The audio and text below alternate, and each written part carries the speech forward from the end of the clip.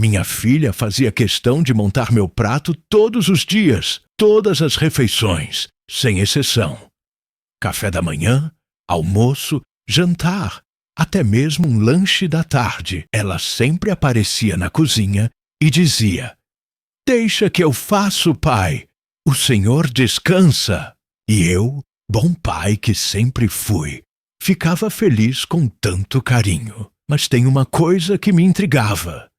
Sempre, sempre mesmo, antes de me entregar o prato, ela pegava um potinho pequeno da gaveta e colocava uma pitadinha de um pó branco bem fininho em cima da comida. Quando eu perguntava o que era, ela sorria e respondia: "É só um tempero especial, pai.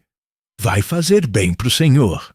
Antes de eu continuar, me conte nos comentários de onde você está assistindo. Quero mandar um oi para você. Eu achava que era sal. Durante 2 anos inteiros, eu achei que minha filha Carla estava apenas temperando minha comida com sal.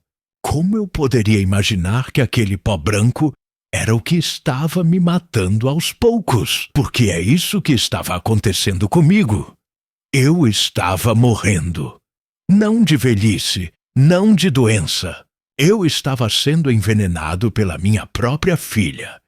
E levei 2 anos para descobrir a verdade. 2 anos passando mal todos os santos dias, tendo crises terríveis, desmaiando, vomitando, com dores no estômago que me faziam chorar como uma criança. E ela sempre ali, consolando, levando ao médico, fazendo cara de preocupada. Deixe-me contar desde o começo como descobri essa verdade terrível. Hoje eu tenho 84 anos. E se não fosse pela sorte e pela ajuda de uma enfermeira muito esperta, eu já estaria no cemitério ao lado da minha querida Edna. Porque foi isso que Carla queria. Me ver morto. Tudo começou quando fui morar com ela, 3 anos depois que perdi minha esposa. Edna tinha sido diagnosticada com câncer e em 6 meses ela se foi, me deixando sozinho naquela casa de 4 quartos, onde criamos nossos 3 filhos. Carla era a caçula, sempre foi a mais apegada. Quando Edna morreu, ela chorou tanto no velório que precisou tomar um calmante. Roberto, meu filho do meio, e Sandra, a mais velha, moravam longe em outros estados, cada um com sua vida bem resolvida. Mas Carla, que morava aqui na mesma cidade, insistiu para eu ir morar com ela. "Pai, o senhor não pode ficar sozinho nessa casa. E se acontecer alguma coisa? E se o senhor passar mal de madrugada?" Ela argumentava toda semana, toda visita. O marido dela, o Fernando, também insistia. "Seu João, vem pra cá. A casa é grande, tem um quarto só pro senhor." E a Carla fica mais tranquila sabendo que está cuidando bem do senhor. Eu resisti durante alguns meses, 60 anos morando na mesma casa, 60 anos de memórias com Edna em cada cômodo, em cada móvel. Como deixar tudo isso para trás? Mas a solidão estava pesando. E quando comecei a ter uns pequenos problemas de saúde, nada demais, umas tonturas, esquecimento de tomar os remédios, acabei cedendo. Em janeiro de 2022, 3 meses antes de fazer 82 anos, me mudei para a casa de Carla. Os primeiros meses foram até que bons. Fernando trabalhava o dia todo numa empresa de construção e Carla era professora numa escola municipal.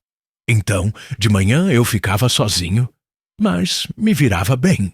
Fazia um café simples, comia umas torradas, assistia televisão. Quando ela chegava do trabalho, por volta do meio-dia, sempre trazia alguma coisa gostosa para o almoço. "Pai, deixa que eu faço. O senhor já trabalhou a vida toda.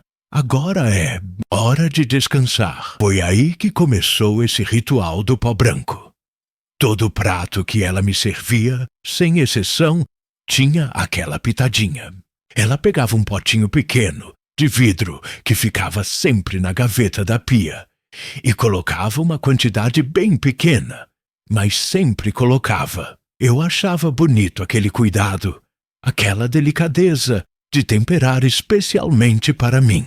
As primeiras semanas passaram normal, mas então comecei a perceber que depois das refeições eu sentia uma coisa estranha, uma sensação ruim no estômago, uma fraqueza que vinha do nada. No começo, pensei que era normal. Afinal, estava me acostumando com comida diferente, temperos diferentes da Edna. Cada pessoa cozinha de um jeito, né? Mas a coisa foi piorando.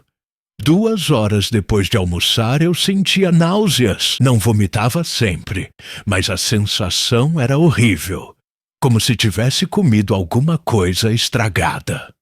E uma fraqueza terrível tomava conta do meu corpo. Às vezes eu precisava me deitar no meio da tarde, coisa que nunca havia feito na minha vida. Sempre fui um homem ativo. Trabalhei 40 anos como mecânico. Criei 3 filhos. Cuidei da minha casa. E aos 82 anos, eu estava virando um trapo humano. Carla ficava preocupadíssima. Pai, vamos ao médico? Isso não é normal, não. E lá íamos nós, toda semana, ao posto de saúde. Dr. Carlos, que já me atendia há uns 10 anos, fazia os exames de rotina, media a pressão, pedia exames de sangue. Seu João, o senhor está com a idade avançada. É normal o organismo dar umas falhadas. Vamos ajustar a medicação da pressão. Mas os exames não mostravam nada demais. Diabetes controlada, pressão um pouco alta, mas nada absurdo para minha idade. Coração funcionando direitinho. Deve ser estresse, seu João. A mudança de casa, a falta da dona Edna. Às vezes o emocional mexe com o físico da gente. E eu acreditava. Claro que acreditava. Fazia sentido, não é? A saudade da Edna estava me consumindo mesmo. E morar numa casa diferente, mesmo sendo bem tratado, não era a mesma coisa. Então, eu relevava os mal-estares. Achava que era coisa da idade e da tristeza. Mas as coisas foram ficando piores. Muito piores. Depois de uns 4 meses morando com Carla, comecei a ter episódios mais graves. Uma manhã, acordei com uma dor de estômago terrível, como se tivesse facas mexendo lá dentro. Corri para o banheiro e vomitei tudo o que tinha comido na noite anterior. 1 vez, 2 vezes, 3 vezes. O corpo todo tremia, suor frio escorrendo pela testa. Carla me encontrou no banheiro, todo cagado de fraqueza, segurando na pia para não cair. Meu Deus, pai! O que aconteceu? Ela estava com uma cara de desespero que parecia real demais. Me ajudou a limpar, me levou para a cama, ficou ali do meu lado medindo minha temperatura, dando soro caseiro. Deve ter sido alguma coisa que o senhor comeu, pai. Às vezes a comida azeda e a gente não percebe. Mas que comida azeda que nada! Eu só tinha comido o que ela mesma havia preparado no jantar anterior. Um arroz com frango que estava uma delícia, inclusive. Como podia ter me feito mal? Passaram-se mais algumas semanas, e os episódios se tornaram mais frequentes. 1, 2 vezes por semana eu passava mal desse jeito. Sempre depois das refeições, sempre a mesma sequência. Primeiro a náusea, depois a fraqueza, depois os vômitos e as dores abdominais. Era como se meu corpo estivesse rejeitando toda a comida que eu ingeria. Dr. Carlos ficou preocupado e pediu exames mais detalhados. Endoscopia, ultrassom do abdômen, Exames de sangue mais complexos. Vamos investigar melhor, seu João. Pode ser gastrite, úlcera, algum problema no fígado. Carla sempre me acompanhava nas consultas, sempre muito atenciosa, fazendo perguntas, anotando tudo que o médico falava. Mas os exames não revelavam nada conclusivo. Uma gastrite leve, comum para a minha idade. Nada que justificasse crises tão severas. O médico receitou uns remédios para proteção do estômago, uma dieta mais leve e recomendou que eu evitasse comidas muito temperadas. Vou fazer uma comida mais simples para o senhor, pai. Carla prometeu quando saímos do consultório. Nada de pimenta, menos sal, temperos mais suaves. Mesmo com a mudança na alimentação, eu continuava passando mal. E ela continuava colocando aquele pó branco em todos os pratos. Uma vez eu cheguei a perguntar: Carla, que tempero é esse que você sempre coloca na minha comida? Ela ficou meio sem jeito e respondeu: pai, é só glutamato monossódico? Aquele tempero pronto que realça o sabor. Não faz mal, não. Todo mundo usa. Glutamato monossódico. Eu já tinha ouvido falar. Sabia que muita gente usava na cozinha. Não me pareceu nada demais.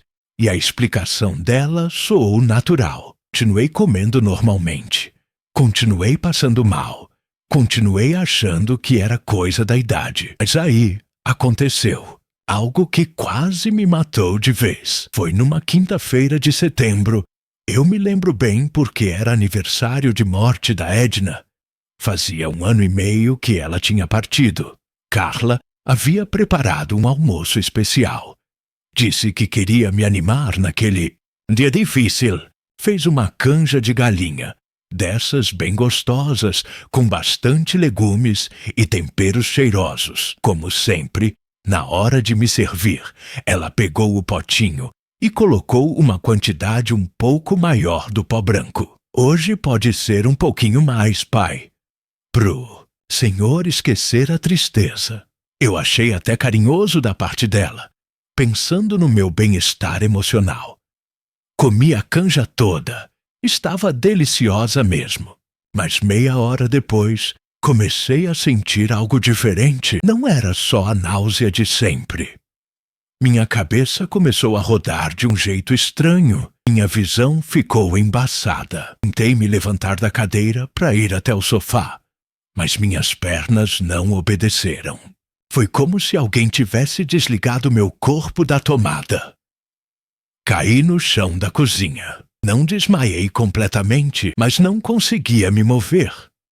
Ouvi a Carla gritando: Ai, pai, o que está acontecendo? Sentia ela mexendo em mim, tentando me ajudar. A sentar, eu estava completamente sem forças. Foi terrível. Uma sensação de morte que nunca havia experimentado. Carla chamou o SAMU. E em 15 minutos, os paramédicos estavam lá. Me levaram para o hospital, onde fiquei internado durante 3 dias. Os médicos fizeram todos os exames possíveis. Tomografia, ressonância, mas minha pressão neurológicos, cardiológicos, todos os exames deve ter sido normais. Um pico de pressão, seu João. Como se meu corpo às vezes acontece na idade do Senhor parar de funcionar por algumas horas e depois voltado ao normal sozinho. Os médicos ficaram intrigados, mas não chegaram a uma conclusão definitiva. Vamos manter o acompanhamento. Se acontecer de novo, tragam ele imediatamente. Voltei para a casa de Carla mais fraco ainda. Agora, além dos mal-estares constantes, eu estava com medo. Medo de ter outra crise daquelas. Medo de morrer de repente. Medo de ser um fardo para minha filha. Porque, vejam, em momento nenhum eu suspeitei dela. Como um pai pode suspeitar da própria filha? Ela estava ali, cuidando de mim, se preocupando, chorando junto comigo nos momentos difíceis. E a rotina continuou igual. Todo o prato com o pó branco, eu comendo e passando mal em seguida. Mas agora Os sintomas estavam mais intensos e variados. Além das náuseas e vômitos, comecei a ter dores de cabeça terríveis, uma confusão mental que me deixava perdido. Às vezes, eu não lembrava onde tinha posto meus óculos. Esquecia o nome dos netos. Ficava confuso sobre que dia da semana estava. Pai, o senhor está ficando muito esquecido. Carla comentava com uma expressão preocupada. Acho que precisa marcar com um neurologista. Pode ser início de Alzheimer. Alzheimer. A palavra me apavorava. Ver minha mente se deteriorando aos poucos, esquecer dos meus filhos, da Edna, de toda a minha vida. Era pior que qualquer dor física. Marcamos consulta com um neurologista particular, Dr. Henrique, um homem jovem e atencioso que me examinou durante mais de 1 hora. Seu João, vou ser franco com o senhor. Há sinais de comprometimento cognitivo? Sim, pode ser o início de um quadro demencial. Vamos começar com uma medicação e acompanhar de perto a evolução. Carla segurou minha mão quando o médico deu o diagnóstico, e eu senti ela tremendo. Ou achei que ela estava tremendo de tristeza. Hoje eu sei que pode ter sido de nervosismo por outro motivo. Comecei a tomar remédios para a memória, remédios para o estômago, remédios para a pressão. Minha mesa de cabeceira virou uma farmácia. E mesmo assim, continuava passando mal todos os dias. A cada refeição, a mesma coisa. Carla preparava com carinho. Colocava o pó branco, eu comia. E 2 horas depois, estava vomitando ou com dor. Foi quando conheci Dona Marlene. Ela era enfermeira aposentada, tinha uns 70 anos, e havia se mudado para a casa ao lado da Carla. Uma mulher muito observadora, dessas que não deixa nada passar despercebido. Começamos a conversar por cima da cerca do quintal, quando eu saía para tomar um sol de manhã. Seu João, o senhor não está com uma cara muito boa, não.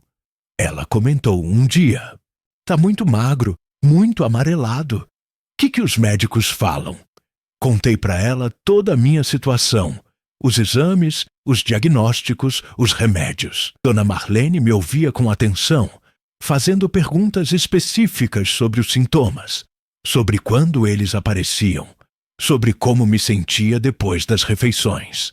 Seu João, posso fazer uma pergunta indiscreta? O senhor confia na sua filha? A pergunta me pegou de surpresa. Como assim, Dona Marlene? Não, é que trabalhei 40 anos como enfermeira. Vi muita coisa nessa vida. E esses sintomas do senhor aparecem sempre depois de comer. Sempre, respondi. 2, 3 horas depois de qualquer refeição. Ela ficou pensativa, mexendo nas flores do jardim. E quem prepara sua comida? Minha filha Carla. Ela faz questão de preparar tudo. Não deixa eu nem ajudar. Dona Marlene não disse mais nada naquele dia, mas percebi que ficou com aquela informação na cabeça. Alguns dias depois, ela me chamou para conversar novamente. Seu João, vou falar uma coisa para o senhor, mas não quero que pense que estou sendo intrometida. É que eu fiquei pensando nos seus sintomas e tem uma coisa que me incomoda. Pode falar, Dona Marlene. O senhor já teve esses problemas antes de vir morar com sua filha? Pensei bem. Não, nunca.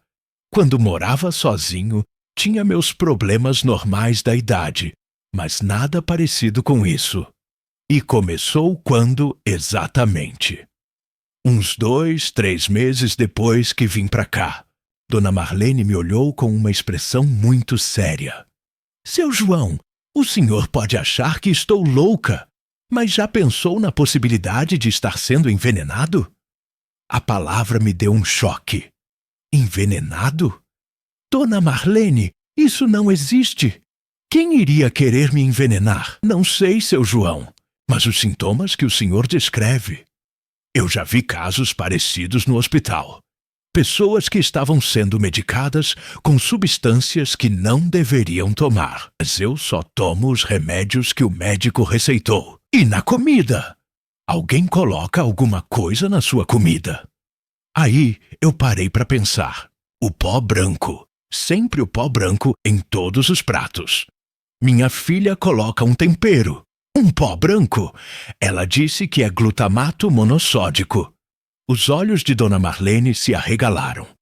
Como é esse pó? Branco, bem fininho. Ela pega num potinho pequeno e coloca uma pitadinha em cada prato. Seu João, ela disse muito devagar.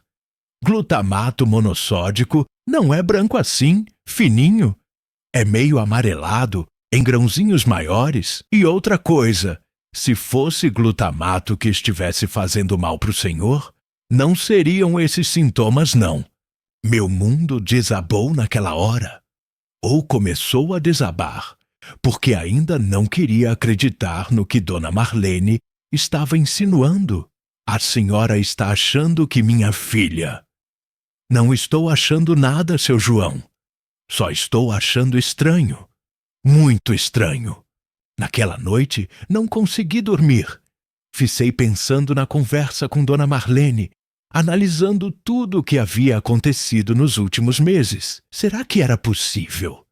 Minha própria filha tentando me envenenar? Mas por quê? Ela sempre foi carinhosa comigo. Sempre cuidou de... E da mãe? Não fazia o menor sentido. Mas as palavras de Dona Marlene não saíam da minha cabeça.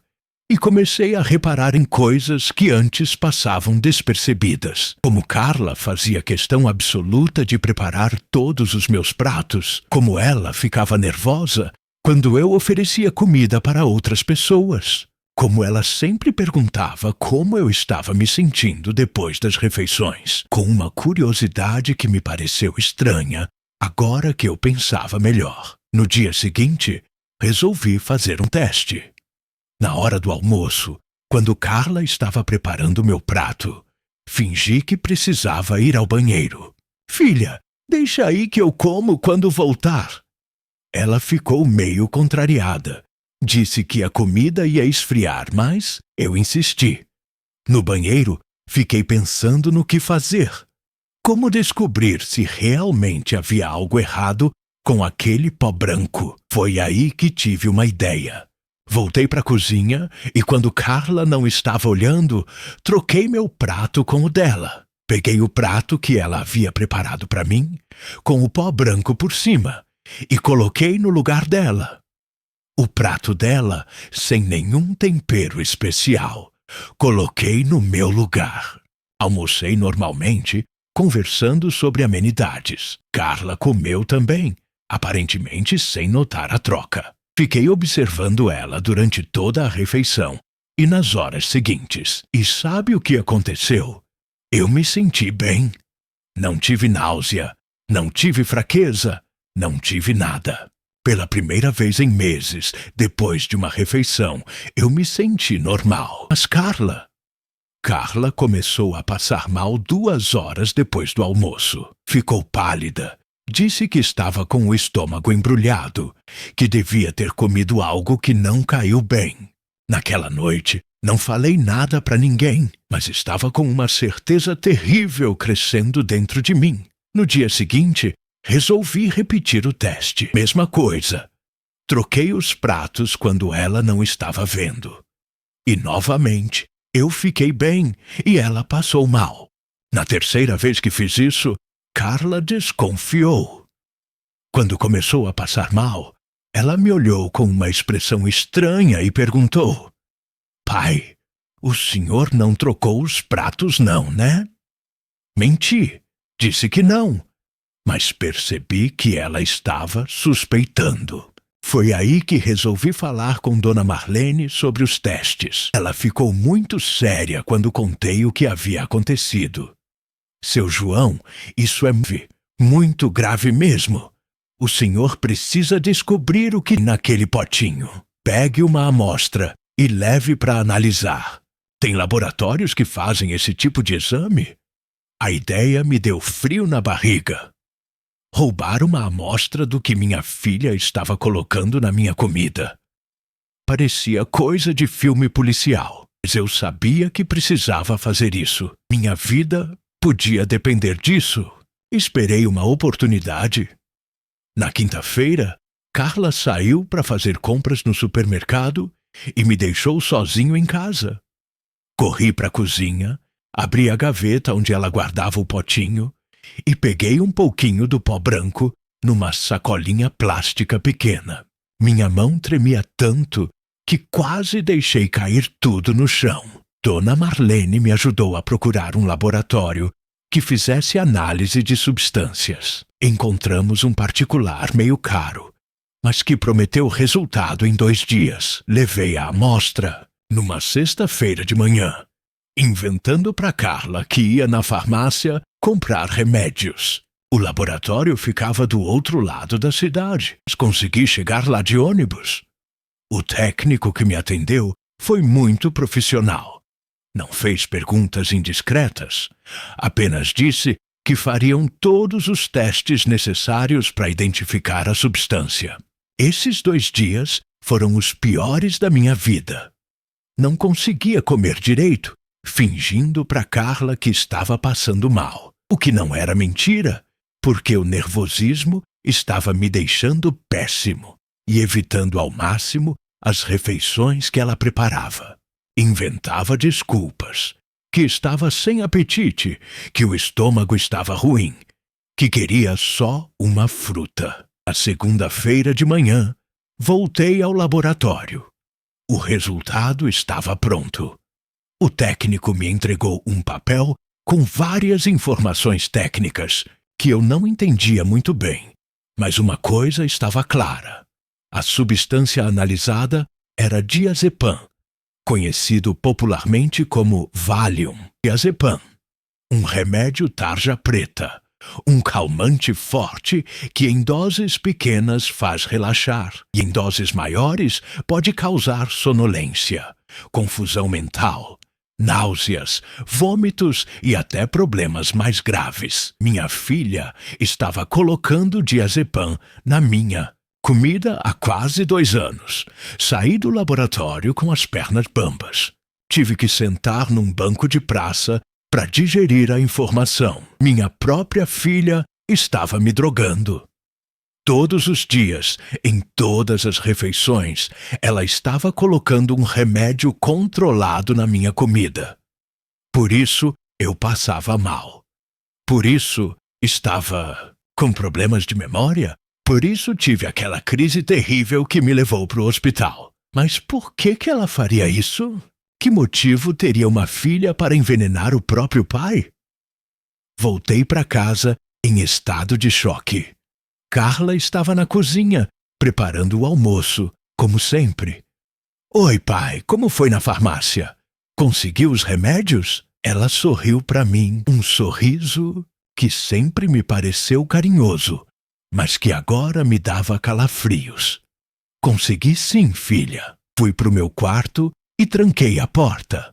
Precisava pensar, precisava decidir o que fazer com aquela descoberta terrível. A primeira coisa que passou pela minha cabeça foi confrontá-la imediatamente. Chegar na cozinha, mostrar o resultado do laboratório e perguntar por que ela estava fazendo aquilo comigo. Mas Dona Marlene havia me aconselhado a ser cuidadoso.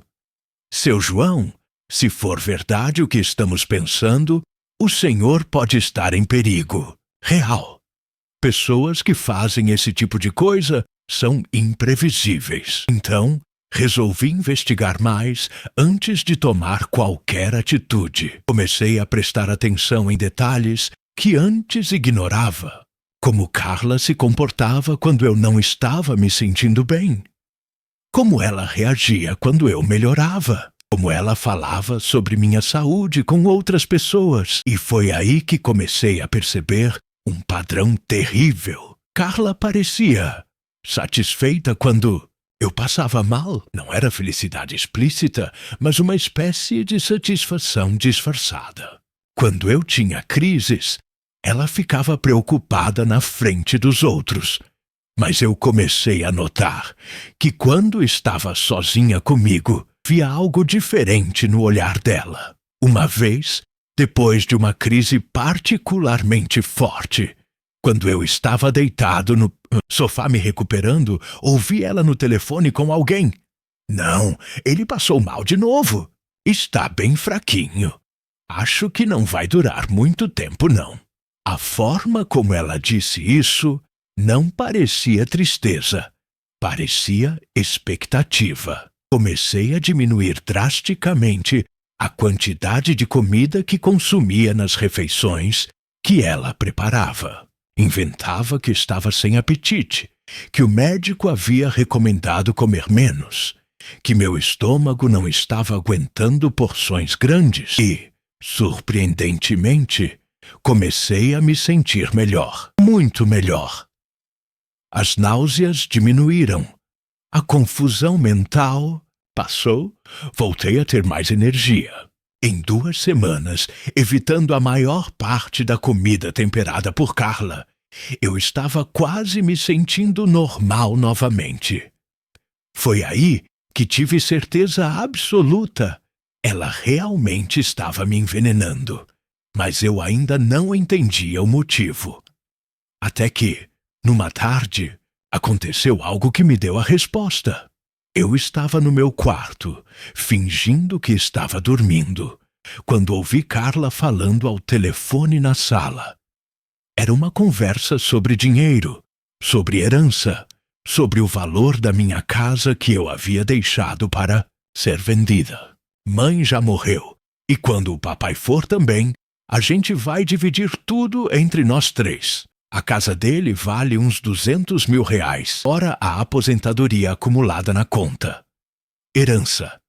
Era sobre herança. Carla estava me matando aos poucos para ficar com minha herança mais rapidamente. A descoberta foi como levar um soco no estômago. Minha própria filha, que eu criei com tanto amor, estava me assassinando por dinheiro. Naquela noite, liguei para meu filho Roberto, que morava em São Paulo. Contei tudo. Os sintomas, as suspeitas, o resultado do laboratório, a conversa sobre herança. Roberto ficou horrorizado. Pai, isso não pode ser verdade. A Carla sempre foi a mais cuidadosa de nós 3. Filho, eu tenho o papel do laboratório aqui. Diazepam.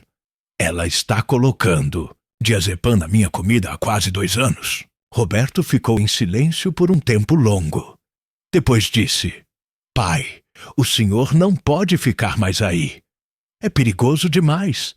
Vou para aí no próximo final de semana e a gente resolve isso. Mas eu não queria esperar o final de semana. Já havia esperado tempo demais. E quem sabe o que Carla poderia fazer se percebesse que eu estava suspeitando. Resolvi ligar também para Sandra, minha filha mais velha, que morava no Rio Grande do Sul.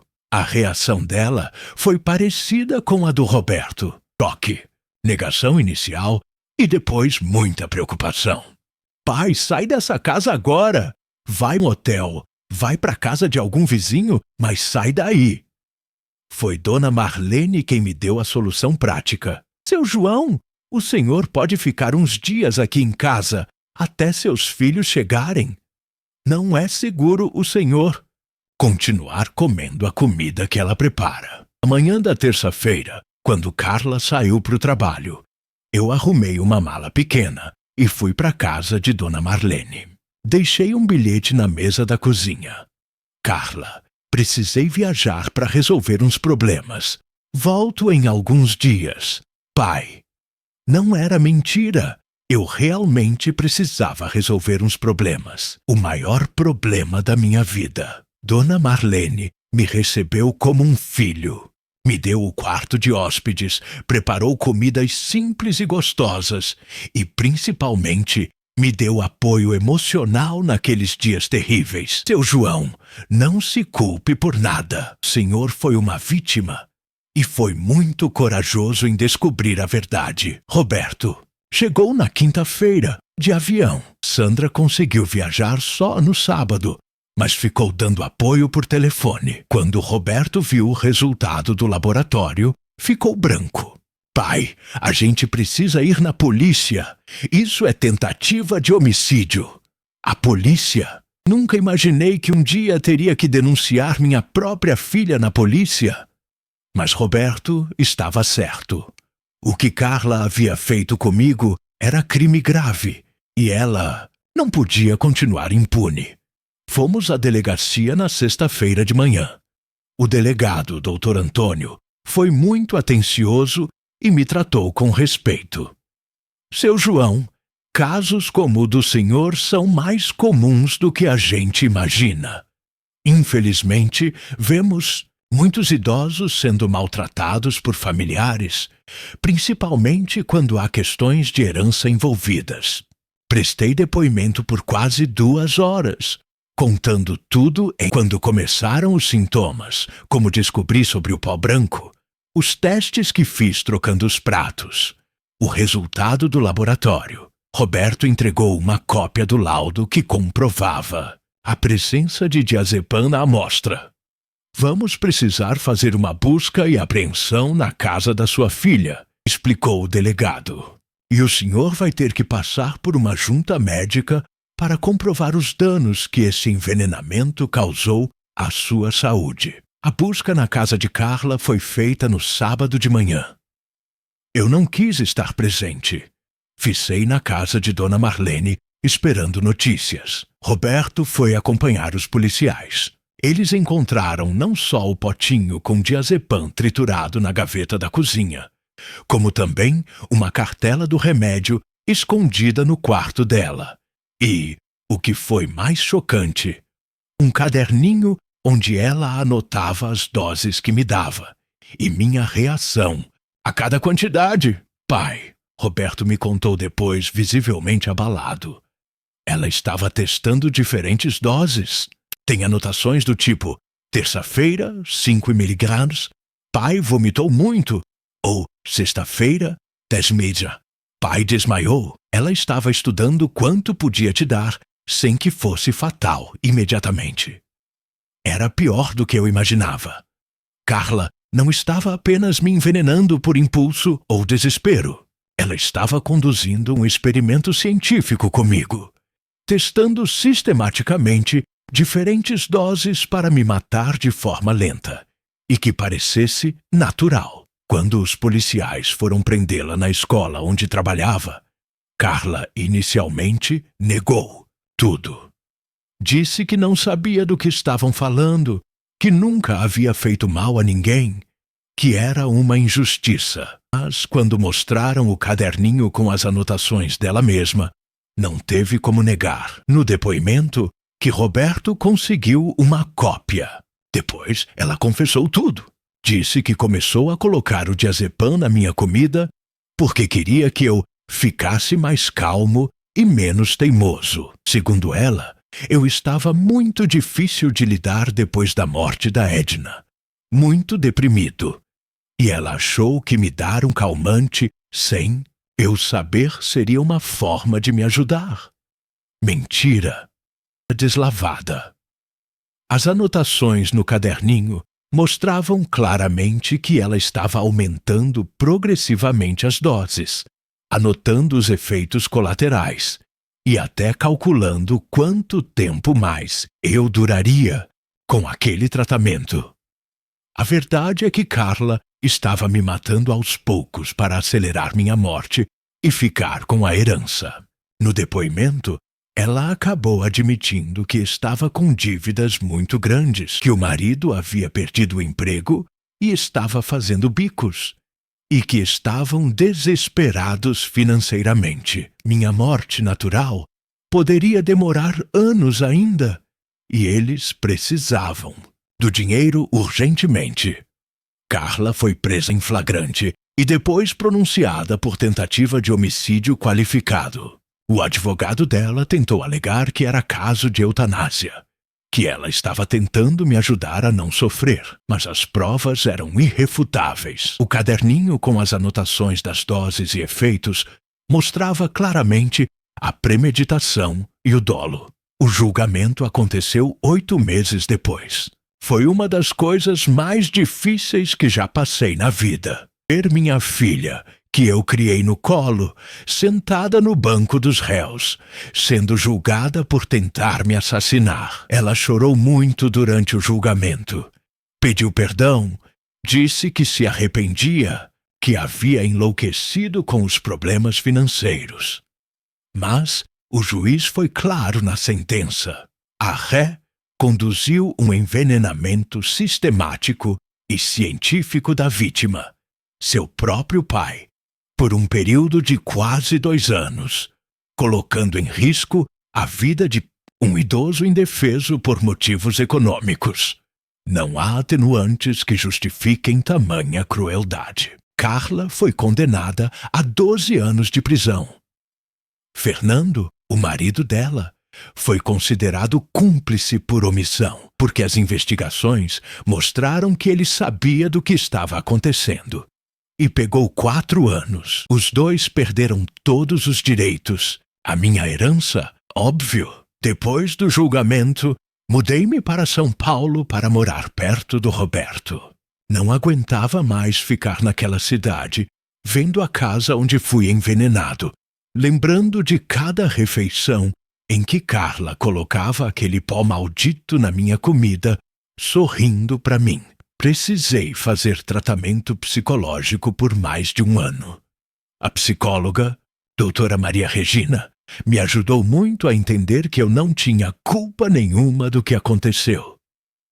Seu João, ninguém espera ser traído pela própria filha. O Senhor confiou, como qualquer pai confiaria. Fisicamente, me recuperei completamente. Os exames médicos mostraram que o uso prolongado do diazepam havia causado alguns danos no fígado e problemas de memória, mas nada irreversível. Em 6 meses, sem ser envenenado diariamente, voltei a ser o homem que era antes de ir morar. Com Carla, Roberto e Sandra se sentiram muito culpados por não terem percebido o que estava acontecendo. Pai, a gente devia ter prestado mais atenção quando o senhor dizia que não estava se sentindo bem. Sandra me disse numa das ligações semanais que fazemos. Mas eu não culpo eles. Carla sempre foi muito convincente, muito cuidadosa para disfarçar o que estava fazendo. Ela levava aos médicos, fazia cara de preocupada, chorava quando eu passava mal. Quem poderia suspeitar que tudo aquilo era teatro? O que mais me machuca não é nem o fato de ela ter tentado me matar. O que mais dói é a traição.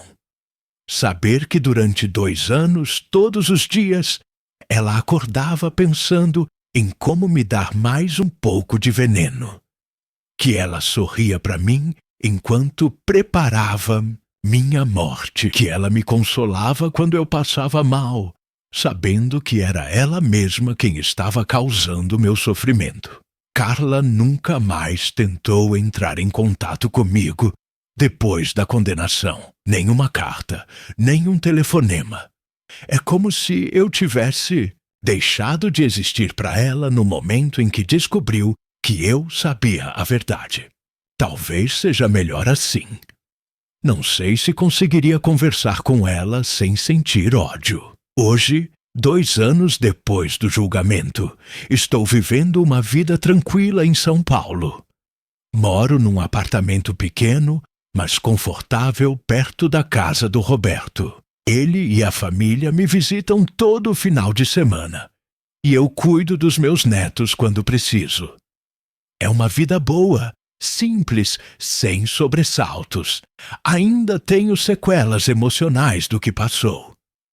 Não consigo mais comer nada que eu não tenha preparado com minhas próprias mãos ou que não tenha visto sendo preparado. Quando vou a restaurantes, só peço coisas simples, sem temperos que possam disfarçar sabores estranhos. Sei que é paranoia, mas é mais forte que eu. Dona Marlene continua sendo uma grande amiga. Nos falamos por telefone toda semana. E ela sempre me conta as novidades da nossa antiga vizinhança.